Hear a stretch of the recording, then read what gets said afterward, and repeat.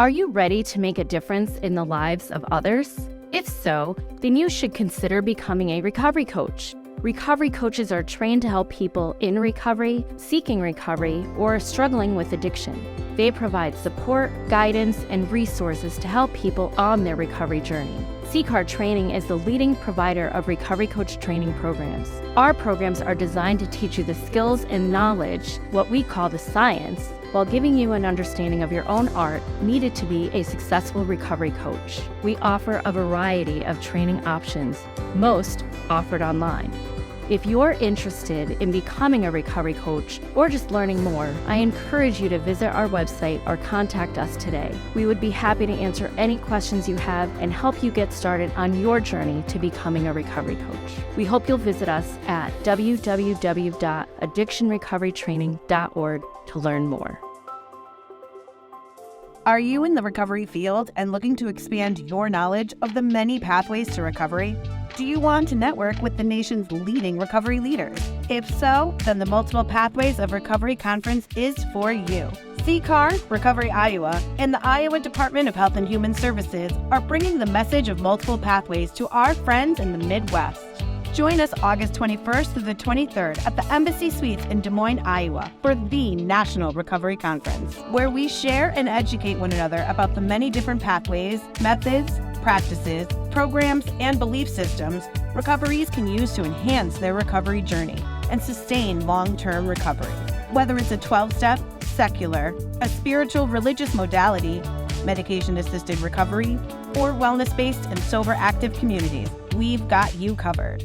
At MPRC, you'll have the opportunity to connect with the recovery community, broaden your knowledge of the multiple pathways, and be refreshed in your journey of recovery, whatever that may be. So don't miss out on this incredible opportunity. Tickets are on sale now at ccarconference.org. That's ccarconference.org. The Multiple Pathways to Recovery Conference, the National Recovery Conference, where all pathways to recovery meet. This conference brought to you by CCAR, Recovery Iowa, paid for by State Opioid Response Funds, the Iowa Department of Health and Human Services Bureau of Substance Use, a sub-award from the Substance Abuse Mental Health Services Administration, the U.S. Department of Health and Human Services. Join us on the Recovery Matters podcast, where we celebrate the power of resilience and explore multiple pathways to recovery. I just know our guest as Cass, but she's also Cassandra. She's also Dr. Cassandra Dorius. Do you want to say hello and introduce yourself? Sure. And you should all call me Cass because everyone calls me Cass. So it is true. I have a PhD in sociology and demography, and I got into this to study family complexity, like how families create complex forms over time and how can we better serve vulnerable families. But over the last few years, I've really sort of shifted my focus, and I do a lot of community outreach, and I try to help decision makers make better decisions with data. And we'll, I'm sure, talk about later, but because of my own personal story, I got really interested in the recovery field, and I've been working in Iowa with recovery leaders, trying to build recovery in Iowa. So 2 or 3 years ago, Iowa was one of only 5 states without an RCC. And so we've been working on that. And that's where like a lot of my heart and soul and effort's been for the last few years. But I did start as a family demographer, and now I do a lot in recovery. Why is recovery of such a personal interest to you? So I lost my brother. He drank himself to death. Like he started at 16 and just never stopped and drank super heavily. But he was 39 and, like the greatest.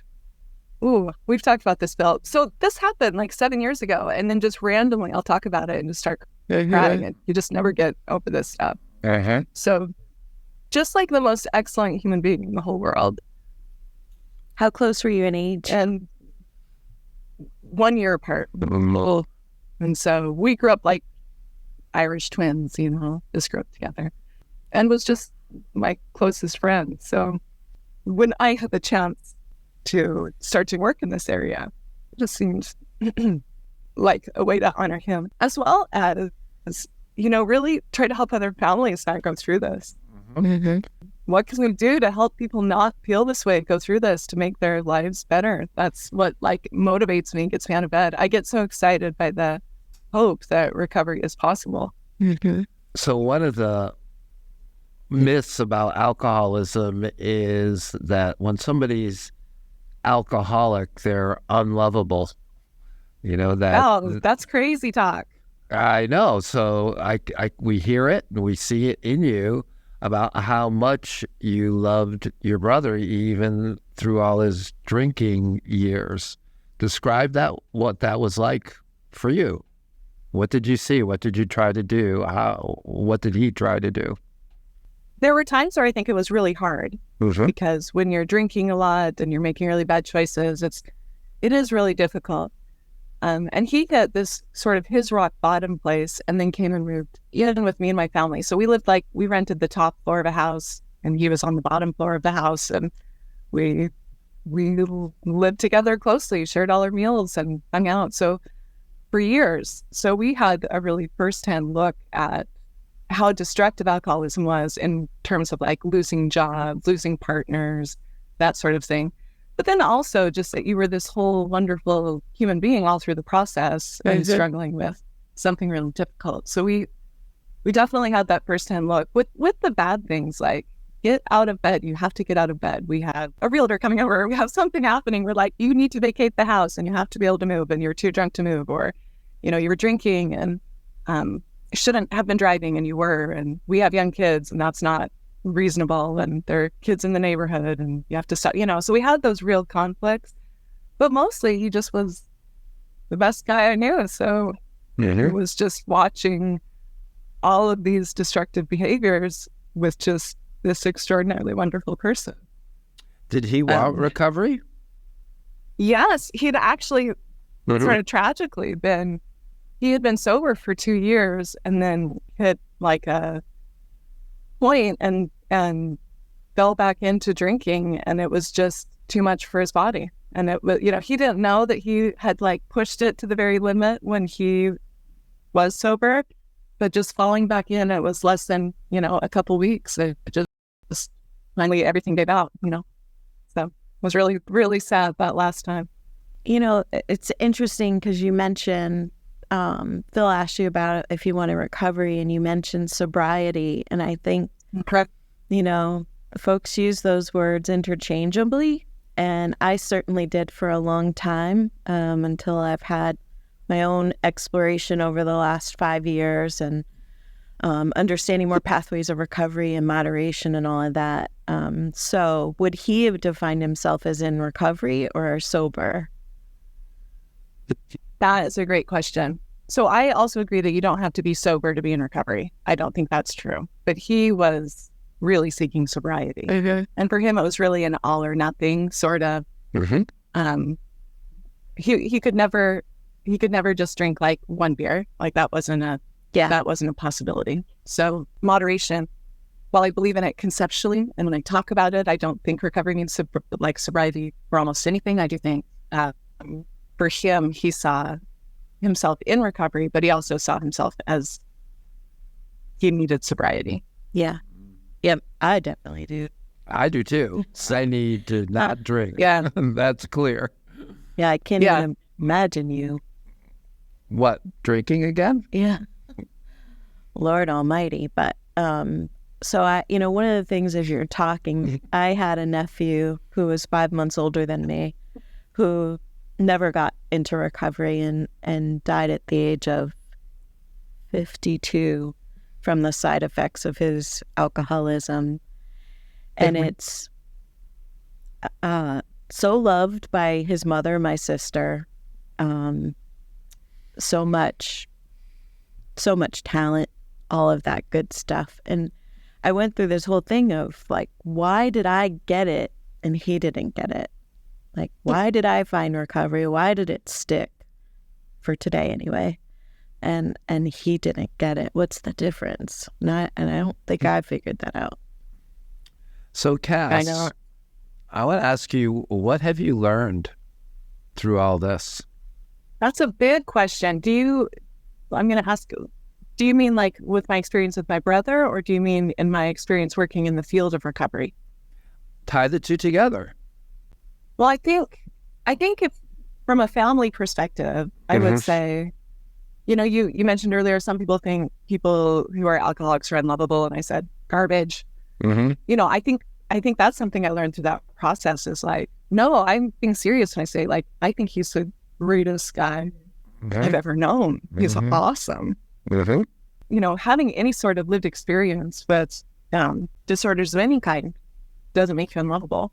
I'd say that's like clear. Like, you're still a worthy, awesome human being worth loving. You are a human being worth loving. You're just in this pattern that is self-destructive and can harm your relationships with other people. So first and foremost, that's really critical. The people are there and they need help. So that's part of the process, seeing that up close, and then realizing that people have to want to. Right? There were like whole years where my brother wasn't interested in help. And then there were years where like he really was. And I wished we had the resources that could have helped him to make, continue on the pathways that he wanted and all of that. And he was trying to do everything sort of by himself because he wasn't tapped into these other resources. So he was exploring multiple pathways on his own, but it would have been really wonderful to have things like RCCs to help him, like a place where he could have community that did this. Because a lot of his community were people who were still actively using all sorts of things. Alcohol just happened to be his drug of choice. So that's sort of what I learned in that process, was that when you talk to people about like, oh, my brother died, and you tell them, they assume that he must be lesser because of his alcoholism. But that was not my experience. So I think over time I've gotten harder and harder on that. Like, hogwash, that's not true. Like, he's the best person ever. That just was a thing. Just like I have naturally curly hair, and that's just a thing about me. And, it's just part of who I am. But then as I work in the field, I realized that those sort of stigmas and biases about people with lived experience get translated into all sorts of like policies and practice. And so this, notion, CCAR does a really good job of putting it based on recovery. But I think that's something that we need to do over and over again. So there are lots of people out there like me and like you that are saying, people worth loving, people worth, serving, people worth doing all of this work with to build a better community. So I think that's been a part of the process for me, is learning all of that and then learning to see some of those hidden stigmas. And then as part of my work, I've just done interviews. So I've interviewed, I'm particularly interested in the family side. So we've interviewed 43 parents who had a history of substance use, who was like really dangerous for them to come and talk to me because their kids could get removed if people knew their story and things like that. And I've learned so much from them, from those experiences. And then I'm a data scientist, so I also did all sorts of analysis on big surveys to find out how to get the facts right and things like that. But I think it's those lived stories where I just learned so much about, what is that? How does trauma, like one of the big things we learned is that trauma is a huge reason for people's, their initiation into use or their initiation into reuse or all of this sort of thing. And how does that play into it? And what are some of those big motivating factors that we need to think about beyond just like choice or the idea of like partying being one of the reasons? It's like such a small reason in all the people I've talked with, not just those interviewees, but just all the folks I've talked with. The real reason for use is pretty different. So that's been eye-opening to really hear people's life stories and how substance use weaves in and out of that and where it really starts. I credit this podcast that we're coming up on the 3rd anniversary to teaching me more than, I'm 3 classes away from finishing my MSW, and I was a sociology minor from my bachelor's, which took me forever to finish, but I've learned more from doing the interviews. One of the things that really flipped my head around was all of a sudden having an epiphany interviewing somebody for the podcast who had physically harmed somebody in a significant way and went to jail for that. That when you stop self-medicating and you get into recovery and you're acknowledging these actions of your past, that is a trauma for the person who perpetrated the crime. And I never would have had compassion for that had I not kind of dived in deep to exploring this over the last 5 years. even though I've been in recovery my whole life, I still didn't have any compassion. I still didn't really, I just thought if everybody did what I did, it would all work out okay for them. I want to jump over to, you mentioned RCC, Recovery Community Center, and you have a hand in the development of Iowa's 4 RCCs, right? Tell me when you first learned about Recovery Community Centers and how you've come to understand what they are and what they do.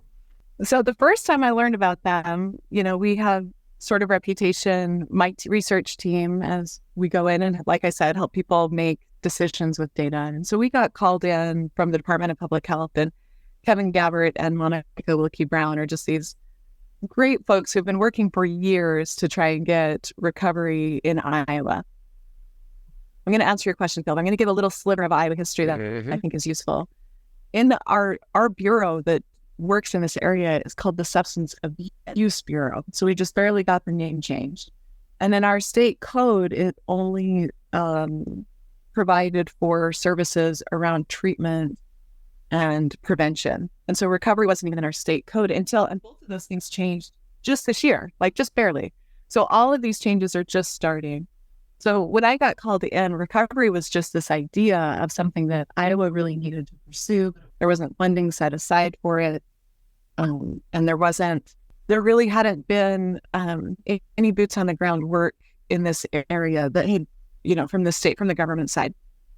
And so Kevin and Monica called us in and they gave us this lecture. This is an RCC, and then go evaluate all the communities in Iowa and tell us which ones are most poised for success or investing in to develop recovery community centers. So that's where I'd heard about it the first time, and then just started to read more and more. And we actually then went and interviewed 28 RCC leaders throughout the United States. We identified all the RCCs that we could find from everywhere. We, mapped them all. We tried to find places that were similar to Iowa and different from Iowa and get really full range. And it was in those conversations with RCC leaders throughout the U.S. about the questions were things like, how did you start?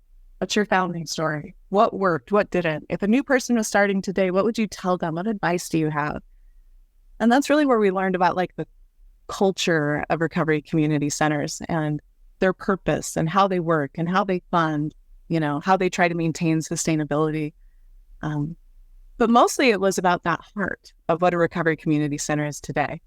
So, and then we visited CCAR, did the walkthrough. And I have to say, when you go into any of the CCAR RCCs, there's the sign up that says, how can I help you with your recovery today? And I think that captures really what recovery community centers are all about. It's people walk in and you're immediately there to say, we're here for you. How can we help you on your path, which is, this multiple path perspective. I just think that one statement is so great. Our RCCs also have that sign up. So when people come in, that's part of our process. I think that's really part of the culture. You asked what I learned. I think what we learned was really about the heart and soul of what a recovery community center, which is all about the recoveries and all about the people. It's not about the government who's funding it. It's not about the managers who are there. It's really about the people who fill the center, the recoveries, the volunteers, the heart and soul of what's going on there. So I think that was my education into what all of this was. So how are your RCCs in Iowa doing? Oh my gosh, they're doing so great. Yeah, we have these on regular meetings. We meet twice a month, and there are just so many times you're just like, wow, what they're doing, phenomenal. They're really changing hearts and minds. They're creating these spaces in their communities that are welcoming. They're helping people who really want to be helped. It's all of the things you want in an RCC. They're doing great, really great. And they're expanding to things like working in hospitals, getting contracts and going and working in jails and prisons. It's really expanding out from a single stationary place to getting embedded, infusing the idea of recovery into the community. And the thing that we just hear over and over from our leaders is that this is just an idea that's ready to take hold in Iowa and ready to spread. And so it's there's a lot of interest to grow it, to spread it, to start these in other communities. It's an idea whose time has come, which is super exciting. You warm my heart, Cass, because about the way you talk about recovery community centers. So someone that has just grasped the concept and run with it and made it your own and understand I love that you talk about the heart and soul, because that's not really like a data-driven set or a clinical perspective, but there are ways to measure it, and you're becoming very creative too. Anything you want to say about how you measure effectiveness of an RCC? Just identifying what are there different RCCs throughout the U.S. use different indicators to measure success, and they use different sort of survey tools or different metrics. And this is something that, Phil, we have talked about too, is how much of this is about data and how much of it is about other stuff. And, is it just getting butts in the seats sort of thing is, right. What one of the phrases we talked about this week, or is it, how do you measure the impact when the impact is potentially having someone believe that recovery is possible for them as a human being? And that can be like an epiphany that changes their whole life. And how do you measure? That's impossible to measure. What do you do? So we really are working on thinking through both the hard and fast things that most people measure, which is usage rates, if those change over time, the number of people who come, the number of people who invest. But then also looking at some other things like purpose in life, and does that change? And do your feelings around some of these more qualitative sort of assessments change? So we're experimenting with some of that stuff, but I would say it's active experimentation at this point, because we're really trying to capture that our RCCs are more than just dollars and hours. Don Coy has said something so beautiful early on in the RCSP movement about how they would know if recovery had taken hold in a Native American or Indian community. And it was so simple that you just thought, whoa. He said, our children will be singing our native songs again. So, I mean, talk about like an out-of-the-box measure. It's just our children will be singing our songs again. I was like, wow. Well, yeah, this is like a hot topic for me, because I believe so strongly that recovery is prevention. And prevention professionals talk a lot about all their levers. I personally, and again, I hang out with a lot of people in recovery, don't know a lot of people that didn't do something because it wasn't good for them. Right off the bat, just because you told me, because you gave me some data, right? But when an individual gets into recovery, they're changing the people around them in their workplace. They're changing their family dynamics. They're changing their friend dynamics. They're changing their civic mindedness. They're changing all of that. So to try to measure the full impact, you have to look at the entire community around the person with a substance use disorder, the same way you would look at the impact of a terminal illness diagnosis on a family member and how that impacts the children left behind and the chance of carrying the disease. Yeah. There's so much correlation there. But I think folks don't really assess how it's like dropping the pebble in the water and the circles go out. Like all those circles change. Yeah. And I think it helps promote community vitality in a totally different way, and I think communities are stronger when they have recovery community centers. And so how do you measure that? And how long do you have to go before you measure that? You know what I mean? Is that like a 10-year measure, a 5-year, a 3-year? We often think like, you have to see effects. Are they better in a month? And that just doesn't work for humans, but it doesn't work for like families, for communities, or our networks as those go out too. Recovery is contagious. How do we measure that contagion? Words of Bill White. Yes. So one of the key aspects of a recovery community organization, RCO, a recovery community center, an RCC, and an RC, a recovery coach, is the concept that you've already mentioned, multiple pathways. And we're bringing a multiple pathways of recovery conference to Iowa. Anything you want to say about that? Please come. It's going to be awesome. We are so excited. So we've been talking about doing a recovery conference here in Iowa since the beginning, since some of our very first conversations about we need to make recovery visible in Iowa. And this is actually our first statewide recovery conference, and we get to do it in collaboration with CCAR. We're so excited to make it a multiple pathways conference, to really kick off this whole new year, this whole new effort around recovery in our state. And then at the same time, Dawn, Koyas is also coming out, which I think is just such a special way to kick off that conference. I mean, I can't tell you how excited I am about and the setup is awesome. If people go online and look at the schedule, we just have amazing presenters, lots of really great information. And it will just be a place to, meet with like-minded people, see your friends, and then also make all sorts of new friends if you're in Iowa. So don't be scared that we're not in Florida or Colorado. We're gonna have fun. Well, I just have one more thing that's I think Cass would be a good person to discuss this with.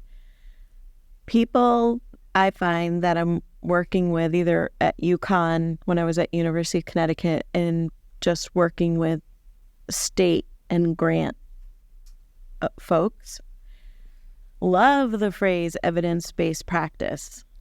Love that. And so you've been talking about data. I have always, because I spent 33 years in business, I love data. But I find the term evidence-based practice has just been almost a throwaway phrase. Like sometimes I don't even think there is evidence. It's just people are so fearful that if they don't say evidence-based practice, nobody will listen to them. I'm just curious if you've experienced any of that. So I teach a program evaluation class here, and so we train students on these evidence-based practices.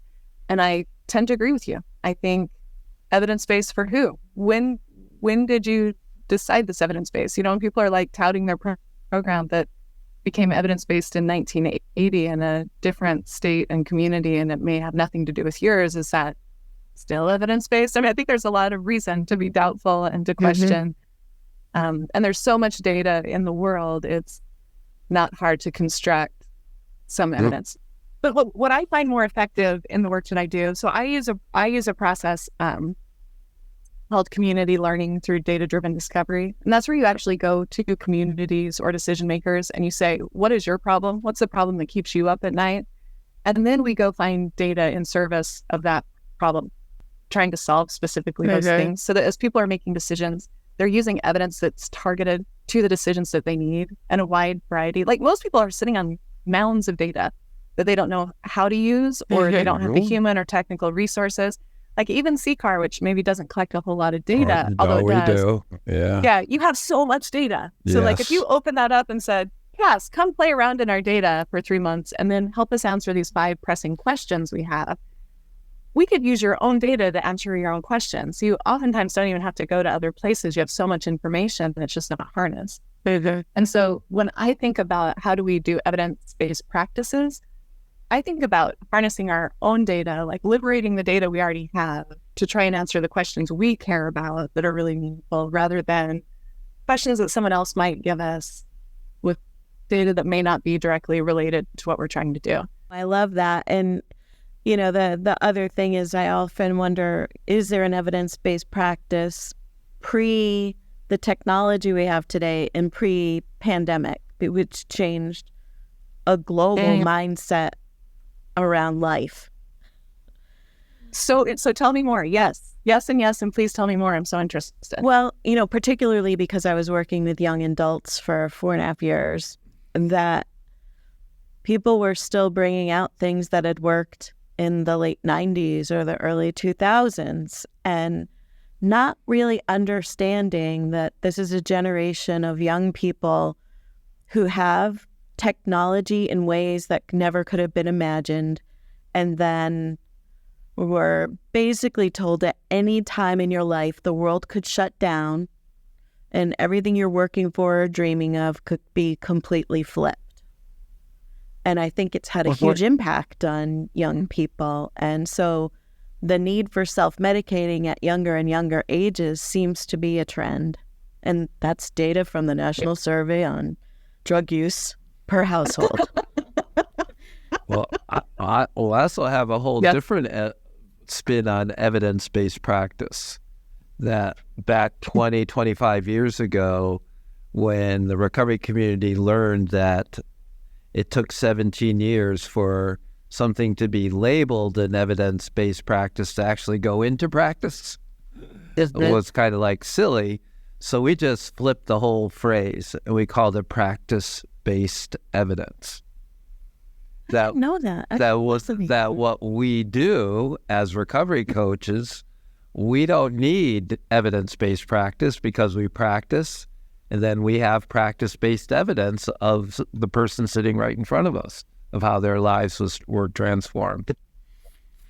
She's going to have to I ponder like that idea of it being cyclical. No, I think, so that 17-year gap between when research is produced and when it's implemented, that is all over my, like, every person who ever works with me, we have to talk about that. That's what we're trying to close that gap. So when I talked about that process I do, that's 100% designed. The whole focus of that is to close that 17-year gap, because that is ridiculous. But I do think we can learn. There's so much good information out there of, like, we know that peer support, you know, that actually having someone dialogue with you is successful. So let's start implementing programs around that, and then start testing whether this type of intervention works better than that type of intervention.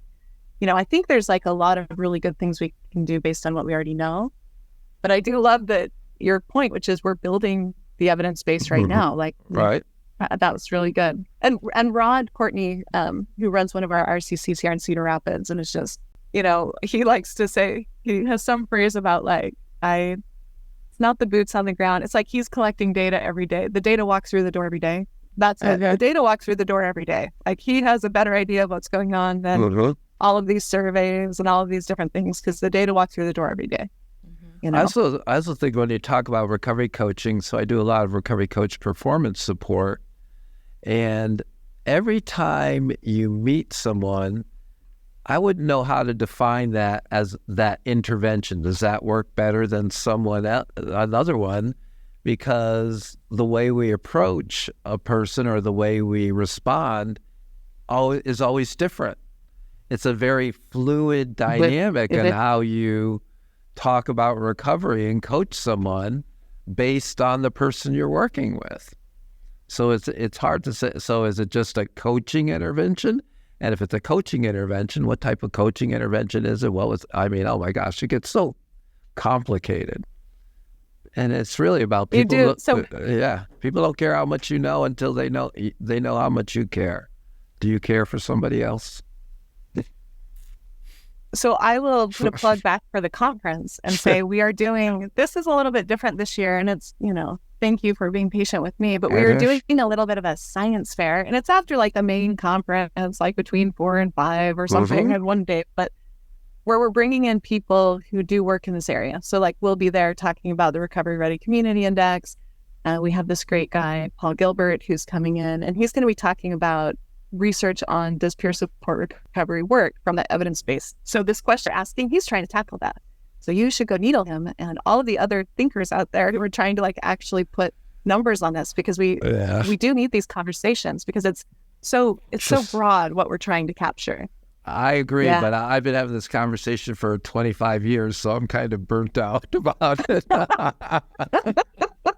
I'm going to throw a real, you know, we're nearing the end, but Tom Kirk, who was a CCAR board president, he was the commissioner of the Department of Mental Health and Addiction Services. He and his wife passed during COVID. So he always used to, we would have long conversations about questioning the need for research. I'm shocked to hear you say that. Why is research so, has all this power to drive data, to drive decisions, when it almost supersedes common sense sometimes? And you're a data woman, so talk to me about. Yeah. I love research and its potential for good. Absolutely, I think that it's critical for making good decisions and helping to lead us down paths that are going to be more costly, less effective, that sort of thing. I think it's all about good governance. that being said, yes, be skeptical. I mean, I'm a scientist, which means I am first and foremost skeptical about everything, including the work that I do. So we should 100% be skeptical and be like, is this worthwhile? Is it worth the investment? Are we putting too much time and effort in the data? Is it data informed or data driven? We could have a whole argument about like, it should never be data driven. It should only be data informed, and a human being should make the final decision. And what does that look like in a time of AI? So all super interesting things. I will come down to, but you know, at the end of the day, when it is between like, do we go with what some of the data say or what the gut check of a person says? I don't think the gut check of the person is always right. I think we have biases and problems as well. And those biases get put into the data for sure. But, you know, I'm thinking specifically of like child maltreatment and whether children should be removed. When it comes right down to it, in so many states, that's a gut check feeling of a person who got the phone call. And I would rather know things like, have these people been called before? Are there other indicators or warning flags? And make a decision based on more information, because those gut checks tend to correlate with your race, your ethnicity, your poverty level, things like that. And so I like data to help curb in some of those things as well. So I think it is really important. I would say, let's keep talking, but please don't ever stop being skeptical, because otherwise, you know, we don't want an overlord of anything, including data. So we have to be skeptical. Well, yeah, you jumped from one thing to like child maltreatment, so that was pretty clever on you, you know, about how you promote. I was giving the example. Yeah, that was very, very clever. I would go to the, like, I just had this discussion with our director of finance, right? And she's fully on board, but we agreed that a financial decision cannot be based just on the numbers. Is it? I mean, because if the numbers drive the decision, then we might not be making the best decision. Kind of just a spin on what you said. However, when I see the big systems that fund places like recovery community organizations or recovery centers, there are people that are accountant and number driven that will make funding decisions just based on numbers. They lose their common sense and their ability, and they might look at data and evidence-based practices and all that, but they're really just looking at numbers. It's got to be a balance of both, and that's what I would say. And there's 501c3s, which are like the hacks, whatever, to get set up your thing. And then there's 501c3bs, which are, your public good benefit. And in those, you say, we may not make decisions that are purely in the best interest of our stakeholders. They may be for some other value that we hold. And I think RCCs should all be the 501c3bs. I think we should say, we're going to make decisions that may not be monetarily or accounting make sense, because we're trying to do this to help real people with real challenges. Yeah, I've been doing that for 24 years, making the wrong decisions, but they seem to be working out all right. I mean, he's not kidding. Having worked in the corporate world while Sikar was growing up, I countless times told him that was a ridiculous decision that makes no logic. You could be making more money or you're going to lose money constantly. And every time it worked out beautifully. I do, as we come to the end of our time, I want to take us back just a little bit. So you mentioned, having children. How old are they? 20 and 22. So what has this metamorphosis of, having such a close proximity and relationship with your brother and then seeing mom enter into this world, are you able to share the impact on them, or has it changed their mindset? They're much more straight edge than I am, or I think than my husband is. And it's been really interesting to see. It was such an important developmental time when this was happening and as they've come through.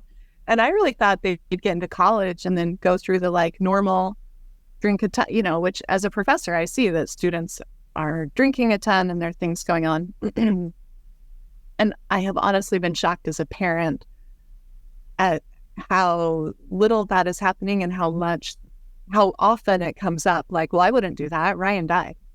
And then we had the experience of another, we were all out to dinner and got the call that someone else we knew had just died. And, so they're like, that stuff kills you. It kills the people we know. Like it's much more serious for them. It's really interesting. Yeah. Well, we'll see. Like, life is long and windy. Well, clearly Ryan's life has fed in and left a legacy that's impacting so many. So thank you for everything you're doing as a person in recovery for recovery. Thank you. Cass, can't wait to see you and continue some of these conversations. I can't wait. You guys are the best. And let me just take a minute and say, as I'm learning about the field, as I spent the last 5 years understanding recovery in the field, just how important you are and how much we appreciate what you've done and the culture you've created nationally and the ideas and promoting multiple pathways and how important that's been. Like, your life's work here is so valuable and so appreciated by people you don't even know and have never met. And it's influencing decisions in states you've never talked with. So you are greatly appreciated. I'm happy to come and argue with you more. I love arguing about the data and other things, but just know, both of you, very appreciated. So thanks for all you do. You guys are awesome. Likewise. Thank you, great day. Cass. Continue. Your work is phenomenal. Great. See you later. Bye-bye. Bye.